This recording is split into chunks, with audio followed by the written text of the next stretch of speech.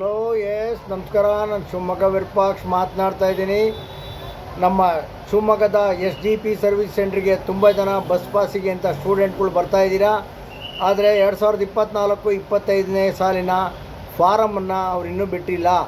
ಅಲ್ಲಿಗೆ ಜೂನ್ 15 ನಂತರ ಬಿಡೋವಂಥ ಸಂದರ್ಭಗಳಿದ್ದಾವೆ. KSRTC bus ಪಾಸಿಗೆ ನೀವು 15 ನಂತರ ಬಂದರೆ ಒಂದು ಫಾರಮ್ ಕೊಡ್ತೀವಿ. ಆ ಫಾರಮನ್ನು ತೊಗೊಂಡೋಗಿ ನೀವು ನಿಮ್ಮ ಕಾಲೇಜಿನ ಪ್ರಿನ್ಸಿಪಾಲ್ ಹತ್ರ ಸೈನ್ ಹಾಕ್ಸಿ ಸೀಲ್ ಹಾಕ್ಸಿ ತರಬೇಕು. ಅಲ್ಲಿವರೆಗೂ ನೀವು ನಮ್ಮ SGP ಸರ್ವಿಸ್ ಸೆಂಟ್ರಿಗೆ ಬನ್ನಿ. 15ನೇ ತಾರೀಕು ನಂತರ ಫಾರಮ್ ಬಂದ ತಕ್ಷಣ ಆ ಫಾರಮನ್ನು ಕೊಡ್ತೀವಿ ಅಂತ ಹೇಳ್ತಾ ಇದ್ದೀನಿ. ಮೊದಲೇ ಬಂದು ಗೊಂದಲ ಮಾಡ್ಕೊಂಬಿಡಿ. ಇವಾಗ ಏನಿದ್ರು ಬಸ್ ಪಾಸ್ ಅಲೋ ಮಾಡ್ತಾ ಇಲ್ವಂತೆ. ನೀವು ಎಕ್ಸ್ಟ್ರಾ ದುಡ್ಡು ಕೊಟ್ಟು ಓಡಾಡೋದು ಅನಿವಾರ್ಯತೆ ಆಗಿದೆ. ಎಕ್ಸ್ಟ್ರಾ ದುಡ್ಡು ಕೊಟ್ಟು ಓಡಾಡಿ. ಇನ್ನೇನು ಹೆಣ್ಮಕ್ಳಿಗೆಲ್ಲ ಬಸ್ ಫ್ರೀನೇ ಇದೆಯಲ್ಲ, ತಾಯಂದ್ರಿಗೆಲ್ಲ. ಹೆಣ್ಮಕ್ಳಿಗೆ ಏನು ತೊಂದರೆ ಆಗೋಲ್ಲ, ಗಂಡು ಮಕ್ಕಳಿಗೆ ತೊಂದರೆ ಆಗ್ತಾ ಇರೋದು.